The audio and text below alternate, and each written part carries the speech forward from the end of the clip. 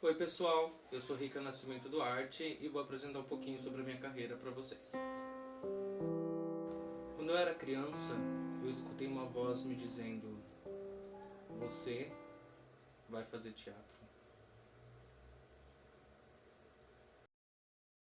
A primeira experiência teatral de verdade que eu tive foi a partir da escola pública, na escola Ezequiel Machado, em Sorocaba. A partir de um exercício proposto pela professora Ivana, que havia convidado o Ramon Vieira e o Rodrigo Zanetti para dirigir a peça Milho aos Pombos,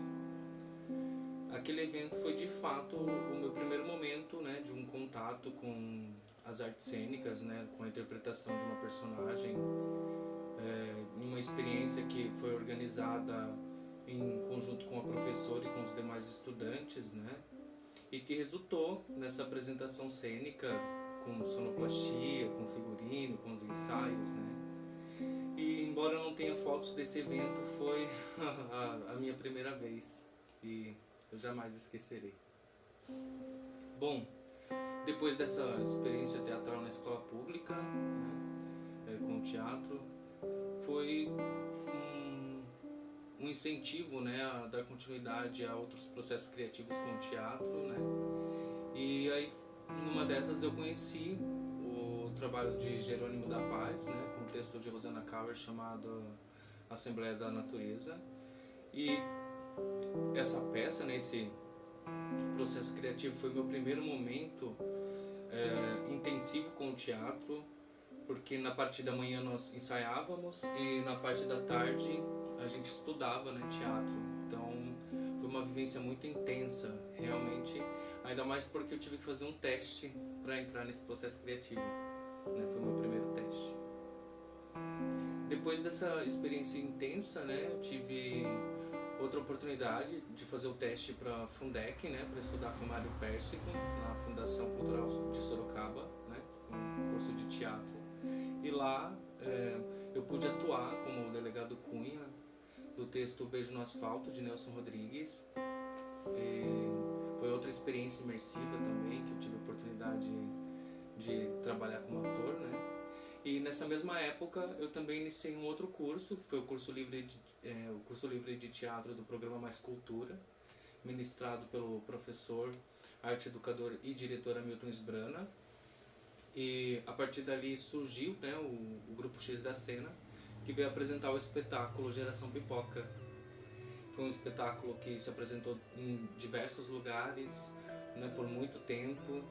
e inclusive participou de festivais, né, estudantis de teatro e arrematou diversos prêmios. Esse foi um espetáculo muito interessante porque ele investigava, né, a experiência da vida adolescente de jovens, né, e as questões relativas à adolescência, e foi um processo criativo muito interessante. Ainda seguindo, né, nesse interesse criativo de buscar as artes cênicas, né, de se aprofundar ao teatro, eu participei de um outro processo, né, convidado pelo Hamilton, que era o processo da cantata de Natal, né, que foi o Circo na Cidade, foi o primeiro espetáculo de grande público que eu participei, né, mais de 5.000 pessoas ali na Avenida Afonso Vergueiro, no centro de Sorocaba, em frente ao Palacete Scarpa. E essa experiência ela é muito curiosa porque foi meu personagem foi o personagem Barreira, que é nada mais nada menos aquele personagem que fica entre a coxia e o palco, né, que abre a coxia para os outros artistas passarem, né, que dá assistência, né, para a cena.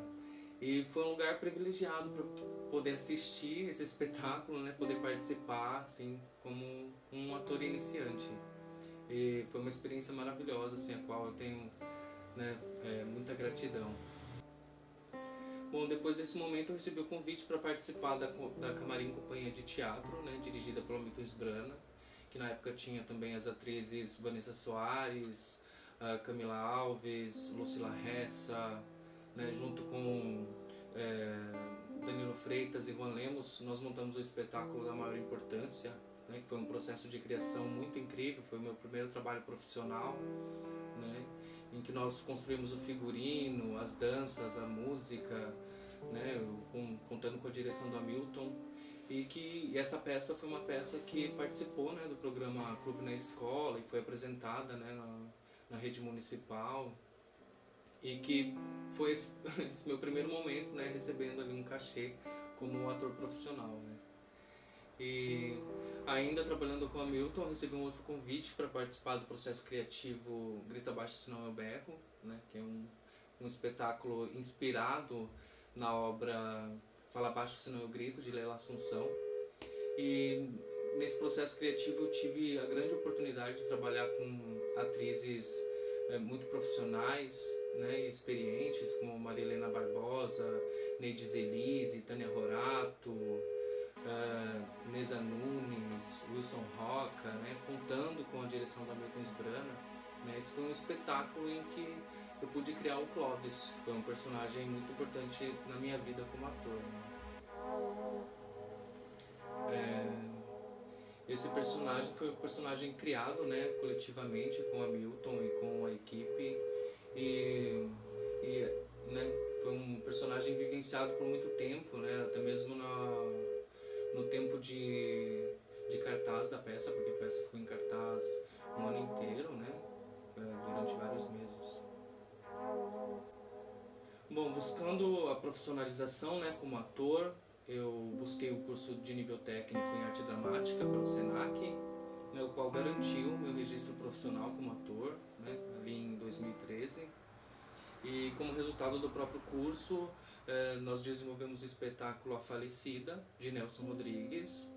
né, em que nós tivemos a oportunidade de trabalhar o sistema Coringa, de Augusto Boal, né, no qual nós compartilhamos ainda a experiência de viver as personagens protagonistas, né. Então foi ali uma outra experiência, né, profissional com o teatro, né, que foi muito importante, pois a peça veio a ser apresentada no SENAC, no SESC, no Teatro Municipal, né. E foi muito importante, foi um marco, né, da minha profissionalização, né, como ator de teatro. Era um sonho sendo realizado, né. Bom, durante minha profissionalização como ator, diversas outras oportunidades foram aparecendo, né, como o envolvimento com as artes circenses, com a companhia de Circo Artes no Ar, né, a qual participei como integrante do grupo e pude trabalhar, né, como artista malabarista, perna de pau, né. E na mesma época eu passei também a me envolver com processos de dança, né, de dança e de performance. E na dança eu tive a oportunidade de trabalhar com o espetáculo que foi criado a partir da oficina sobre a facilidade de se relacionar, de Douglas Emílio, né, qual veio a ser apresentado também. E também a experiência de performance com a professora Cleide Riva Campelo, né, que promoveu a oficina e a apresentação da performance, né, Dobrados para o Manto, né, da oficina Desdobrando o Manto. Foi uma experiência performativa muito interessante, né, foi digamos assim, que realmente foi a primeira experiência em performance que eu tive, que ocorreu a partir, né, das oficinas culturais do estado de São Paulo, né, mais propriamente da oficina cultural Grande Hotel, que é, né, ou melhor, no Fórum Velho, o antigo fórum da cidade. E depois dessa ampliação, né, por essa busca do saber, eu fui então em direção à universidade, né, buscar pelo ensino superior. E isso só foi possível, né, a partir de uma vivência, de uma experiência com a arte de rua, né, na qual eu pude não só apreciar, mas também trabalhar com malabares do semáforo e com a artesania de joias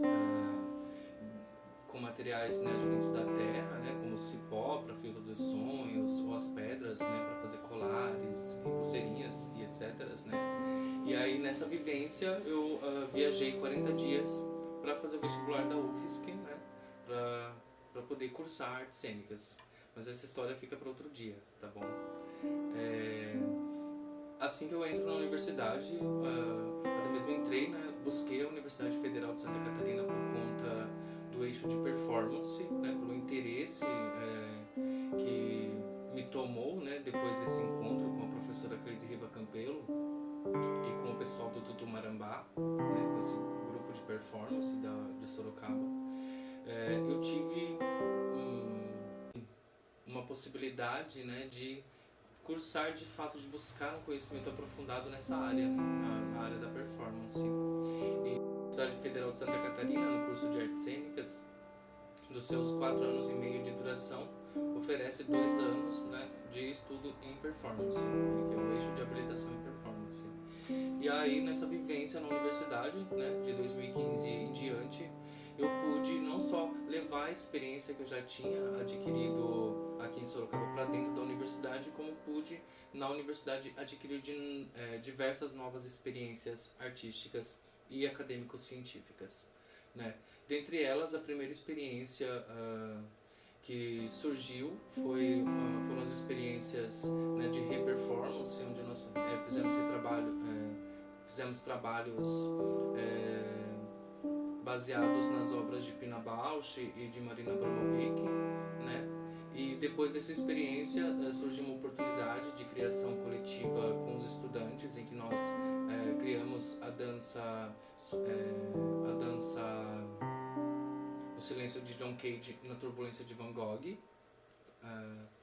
E essa dança foi uma dança muito criativa, né? Criada a partir dos estudantes ali que estavam no seu primeiro ano, né, de graduação, né? E depois dessa experiência daí começaram a surgir, né, os meus projetos de pesquisa em performance, né? E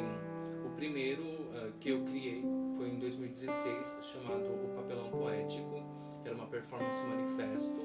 em que diversas pessoas interagiam com o papelão, né, fazendo uso do papelão, de como ele é usado, né, e buscando outras poéticas, né, para tá dialogando aí com intertextualidades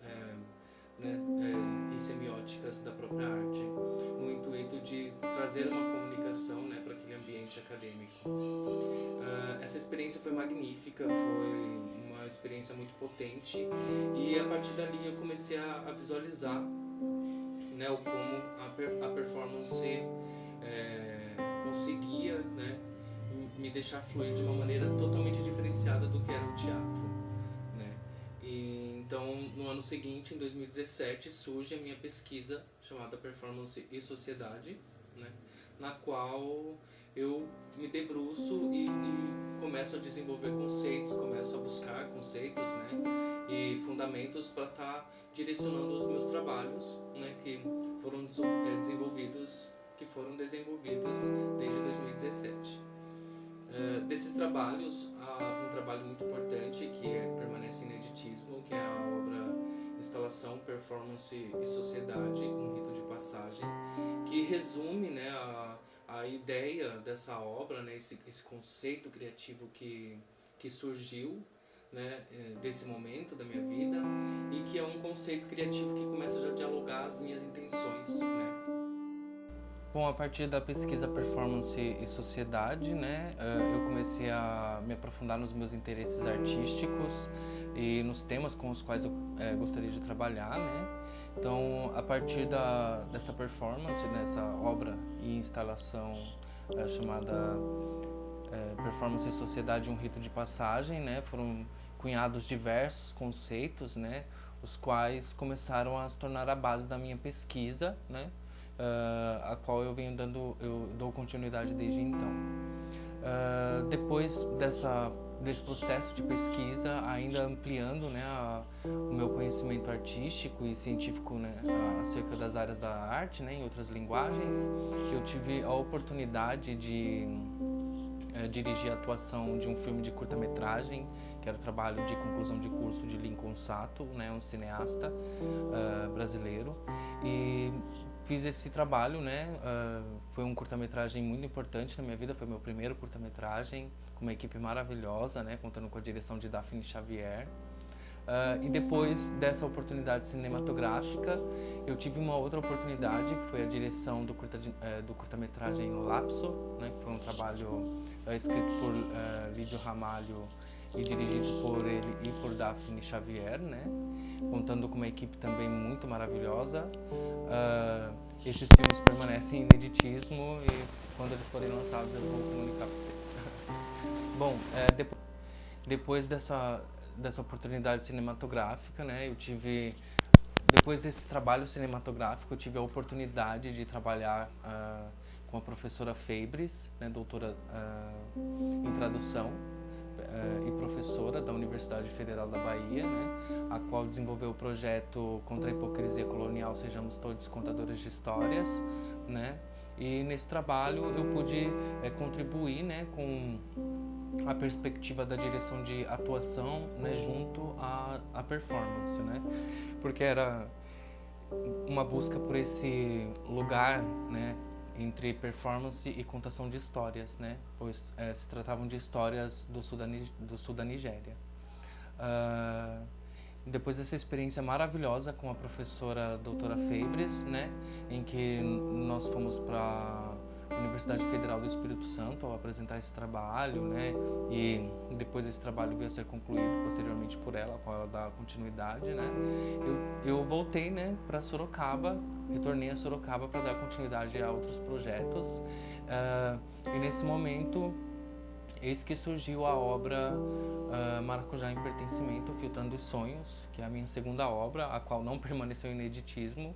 porque inclusive ela foi criada, né, contando com a participação do público, né, sendo apresentada desde o seu começo a artistas da região de Sorocaba e a outras participantes, né, desse processo. Essa obra, né, esse projeto artístico chamado Maracujá em Pertencimento é uma obra que dialoga, né, com o campo de saber da saúde mental, né. Foi uma busca de ampliação entre a relação de arte e sociedade, né, que já estava ali fundamentada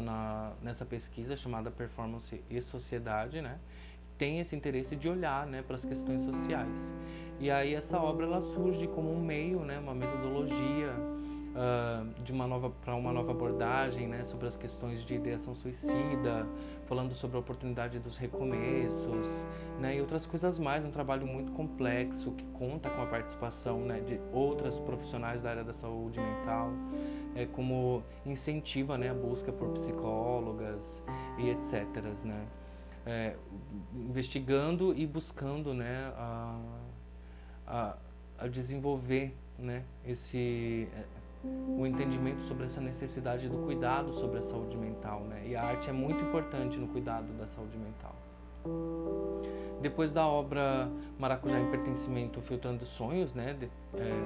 dentro desse projeto ainda surgiu a foto performance Maracujá em Crescimento, né, a qual veio a ser apresentada em um evento internacional, né, a primeira exposição internacional da minha vida foi com essa obra, Maracujá em Crescimento, foi apresentada na Argentina, né, no Festival Mil Balcão,